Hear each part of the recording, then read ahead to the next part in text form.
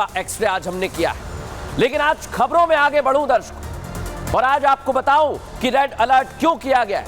उसके पहले आज मैं दो तस्वीर आपको दिखाने जा रहा हूं, और ये दोनों तस्वीरें आपको देखनी चाहिए। पहली तस्वीर क्या कहती है दिखाता हूं आपको। ये तस्वीर आप देखिए, इस तस्वीर में फुल फ्रेम दिखाऊंगा आपको ये तस्वीर में, क्योंकि इस तस्वीर में जो महिला है, ये आपको जो महिला दिख रही है ये हिंदू है। ये आपको बताऊंगा कि इस महिला के साथ क्यों प्रताड़ना की जा रही है, क्यों इस तरह की घटना को अंजाम दिया जा रहा है। फुल फ्रेम दिखाइए इस तस्वीर को, और इससे आप समझिए कि एक महिला कुछ लोग पकड़ रहे हैं, और इस महिला की गलती सिर्फ और सिर्फ इतनी है कि ये महिला हिंदू है दर्शकों। सिर्फ और सिर्फ इस महिला का, इस युवती का इतना कसूर है कि ये हिंदू है। ये घटना कहां की है और ये लोग कौन है आपको बताऊंगा। उससे पहले मैं आपको फिर से लेकर चलता हूं उधर। पहली तस्वीर देख ली, लेकिन दूसरी तस्वीर क्या कहती है, दूसरी तस्वीर भी आपको देखनी चाहिए। यहां एक शख्स पानी में तैरकर पार करने की कोशिश कर रहा है, और उसको कुछ लोग भीड़ इकट्ठा है और ये से पत्थर मार रहे हैं। इसका भी कसूर सिर्फ और सिर्फ इतना है दर्शकों कि ये शख्स हिंदू है। सिर्फ इतना कसूर है। आप देखिए, दोनों तस्वीर मैंने दिखाई, एक तरफ थी युवती और एक तरफ ये शख्स बचा रहे हैं अपनी जान, और इनका कसूर सिर्फ और सिर्फ इतना है दर्शकों कि ये हिंदू है। लेकिन आप सोचिए, हिंदू होने की सजा इन्हें दी जा रही है दर्शकों, और दिल दहला देने वाली ये दोनों तस्वीरें आपने देख ली। अब आपको यह भी बताता हूं कि ये तस्वीर कहां की है।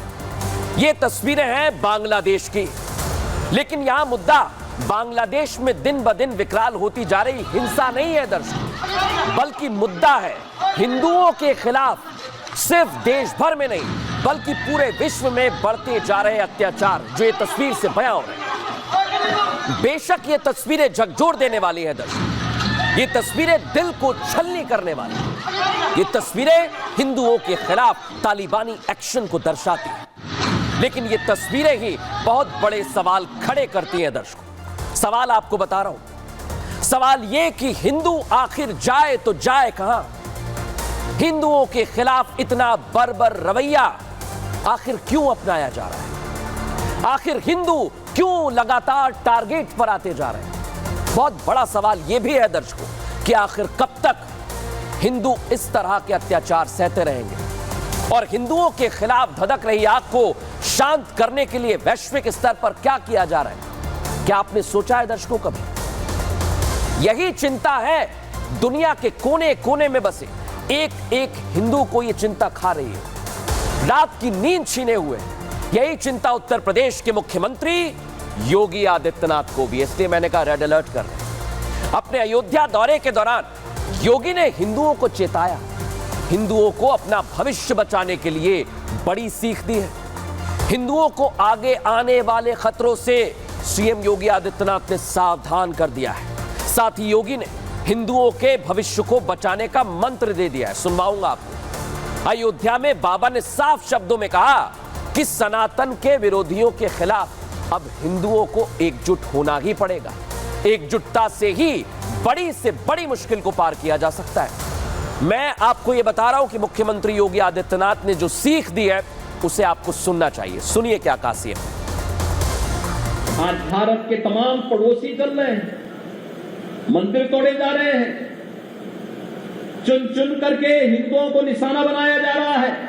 सनातन धर्म पर आने वाले संकट के लिए फिर से एकजुट होकर के कार्य किए जाने की आवश्यकता है। इसके लिए एकजुट होकर के लड़ने की आवश्यकता है। तो सुना आपने मुख्यमंत्री योगी आदित्यनाथ ने क्या कहा, लेकिन सीएम ने बता दिया है, मंत्र दे दिया है कि अगर सुरक्षित रहना है तो एकजुट आपको होना ही पड़ेगा। देखिए और क्या सीख दी मुख्यमंत्री योगी आदित्यनाथ ने इस रिपोर्ट में।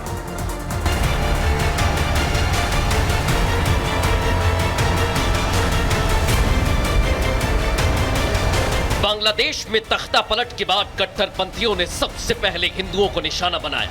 हिंदू आस्था पर चोट की, मंदिरों को आग के हवाले कर दिया। हिंदू परिवारों पर हमले तेज हुए तो उत्तर प्रदेश के मुख्यमंत्री योगी आदित्यनाथ ने कट्टरपंथी सोच पर हमला बोला। अयोध्या की धरती से सीएम योगी ने हिंदुओं को इतिहास की याद दिलाई।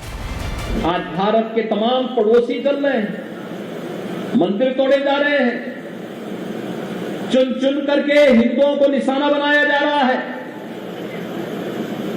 और तब भी हम इतिहास की उन परतों को ढूंढने का प्रयास नहीं कर रहे हैं कि इस प्रकार की दुर्भाग्यपूर्ण स्थिति क्यों वहां पर पैदा हुई है। पाकिस्तान में हिंदुओं की तादाद लगातार घट रही है, बांग्लादेश में हिंदू खतरे में है, भारत में लव जिहाद और लैंड जिहाद जैसे मामलों ने पहले ही परेशानी खड़ी कर दी है। ऐसे में सीएम योगी ने सनातन की रक्षा के लिए हिंदुओं को एक होने का आह्वान किया। सनातन धर्म पर आने वाले संकट के लिए फिर से एकजुट होकर के कार्य किए जाने की आवश्यकता है। इसके लिए एकजुट होकर के लड़ने की आवश्यकता है। सीएम योगी की ये चिंता पड़ोसी मुल्कों की हालत को देखकर है। योगी नहीं चाहते कि देश धर्म के नाम पर बट जाए। सुना आपने दर्शकों, सीएम योगी आदित्यनाथ की चिंता बड़ी। सनातन के खिलाफ जो माहौल हुआ है उसे देखकर परेशान होना भी लाजमी है। और यही वक्त है दर्शकों जब हिंदुओं को एकजुट होना चाहिए। यही वक्त है जब खुद के खिलाफ हो रहे तालिबानी रवैये को आप देखिए, इसके दी एंड करने का वक्त आ गया है। नहीं तो सनातन की यही विरोधी हिंदुओं को हिंदुस्तान से निकाल फेंकेंगे। ये सवाल बना हुआ है कि इस धरा का भी क्या वही हाल हो जाएगा? क्या वो हो सकता है जो दूसरे देशों में अभी देखा जा रहा है? और यही कारण है दर्शकों, इधर सीएम योगी आदित्यनाथ और उधर बाबा बागेश्वर हिंदुओं पर हो रहे अत्याचार को लेकर चिंतित हैं। वो कह रहे हैं कि मैं बहुत दुखी हूं। वो बता रहे हैं कि उनसे ये सब कुछ सहन नहीं हो रहा, ये देखा नहीं जा रहा। लेकिन यहां गौर करने वाली बात आपको बता रहा हूं मैं कि वो आने वाले खतरे को लेकर कुछ आभासों के बारे में भी सूचित कर रहे हैं। और वो साफ साफ कह रहे हैं कि भारत के हिंदू खतरे में हैं। अब आपको सुनवा रहा हूं पंडित धीरेन्द्र कृष्ण शास्त्री बाबा बागेश्वर क्या कह रहे हैं, सुनिए ध्यान से। प्रश्न ये उठता है कि बांग्लादेश के हिंदू तो भारत में आकर के शरण ले लेंगे, पर कल यही मुद्दा, यही स्थिति परिस्थिति भारत में उठेगी तो भारत का हिंदू कहां जाएगा? हिंद महासागर या अटलांटिका या फिर हिमालय जाएगा? लोग हमसे कहते थे कि आप हिंदू मुसलमान करते, और सच ये है कि हम हिंदू मुसलमान नहीं करते। हमने समय से पहले भारत के हिंदुओं को जगाने की कोशिश की तो आपने हमारा विरोध किया। बाबा बागेश्वर हिंदुओं को जगा रहे हैं, लेकिन सवाल ये कि अगर ऐसे हालात बने तो हिंदू जाएंगे कहां? ये सवाल सबके मन में बना हुआ है। बाबा बागेश्वर ने इसे लेकर क्या कहा है वो इस रिपोर्ट में दिखाता हूं। अब चूड़ियां पहनकर घर में मत बैठो, तुम हमारा साथ दो, हम हिंदू राष्ट्र बनाएंगे। हम जो है हिंदू राष्ट्र की ओर बढ़ेंगे। भारत को हिंदू राष्ट्र बनवाओ, हम तुम्हारे लिए खून पसीना बहा दें। भारत को हिंदू राष्ट्र बनाने के लिए बागेश्वर बालाजी से मंगल कामना की जाएगी। बाबा बागेश्वर हमेशा से ही हिंदू राष्ट्र की हुंकार भरते आए हैं। बाबा बागेश्वर और हिंदू राष्ट्र की मांग का आपस में पुराना नाता है। बाबा की इसी मांग के कारण उन्होंने जमकर सुर्खियां भी बटोरी और इस पर खूब सियासत भी हुई। लेकिन बाबा बागेश्वर ने तमाम विवादों के बाद अपनी मांग को बनाए रखा, हिंदू राष्ट्र वाली मांग पर अड़े रहे, ना उन विरोधियों की परवाह की, ना उन्हें तवज्जो दी। सनातन को मजबूत करने के लिए हिंदू राष्ट्र का जो सपना संजोया उसे हर मंच पर उठाया। बाबा बागेश्वर ने एक बार फिर हिंदू राष्ट्र की हुंकार भरी है और इसकी वजह उन्होंने बांग्लादेश में हिंदुओं के साथ हो रही हिंसा को बताया है। हम किसी भी मजहब के खिलाफ नहीं। भारत में सबको रहने का अधिकार है, संविधान ने सबको अधिकार दिया और भारत में होना भी चाहिए। पर हम भारतीय हिंदुओं से प्रार्थना करना चाहते हैं कि कल अगर भारत में यही वस्तु स्थिति, यही परिस्थिति निर्मित हुई, आप जाओगे कहां?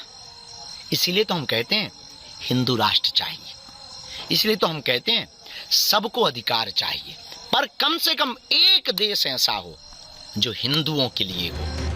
बाबा बागेश्वर ने साफ कहा कि बांग्लादेश जैसे हालात भारत में ना बने, इसलिए वो लंबे वक्त से हिंदू राष्ट्र की मांग कर रहे हैं। उन्होंने कहा कि इसी मांग के कारण उन पर टीआरपी बटोरने के आरोप लगते रहते हैं। लोगों को हमारी बातें कुछ दिन पहले बुरा लगती थी कि हम हिंदू हिंदू की बात करते हैं, हम शायद टीआरपी चाहते हैं। सच ये है कि हम आपको जगाने की बात कर रहे थे। ये बांग्लादेश का जो हाल है ये भारत का ना हो, इसलिए जागो हिंदू जागो, एकता की तरफ जागो, भागो मत, वरना तुम्हें बांग्लादेशियों की तरह तुम्हें भी देश छोड़ना पड़ेगा।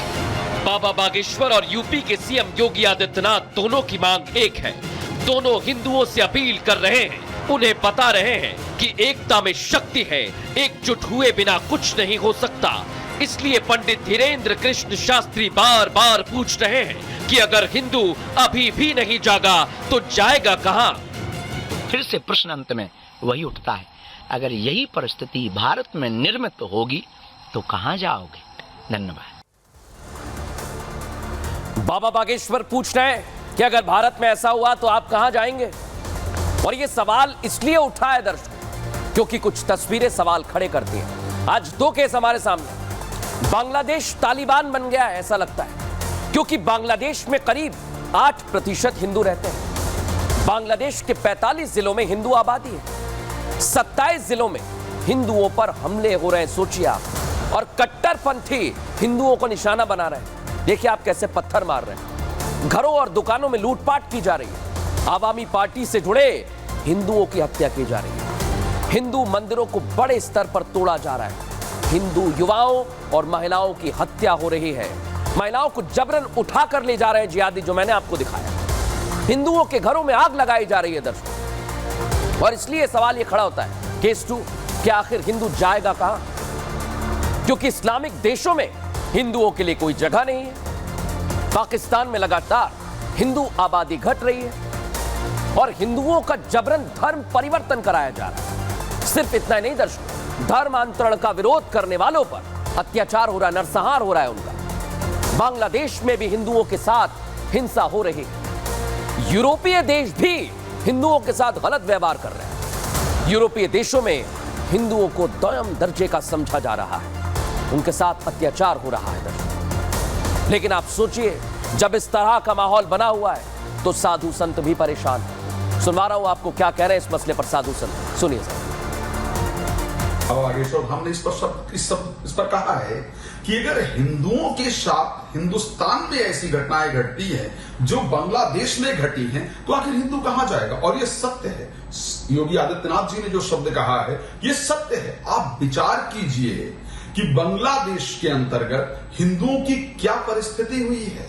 योगी आदित्यनाथ जी महाराज ने भी बांग्लादेश को लेकर उन्होंने कहा कि हिंदू भाइयों एक हो जाओ, क्यों वहाँ मंदिर तोड़े जा रहे हैं, हिंदू मारे जा रहे हैं, हिंदू माँ बहन बेटियों की इज्जत लूटे जा रहे हैं, हिंदू भगाए जा रहे हैं। बागेश्वर धाम सरकार ने चिंता जाहिर किया है।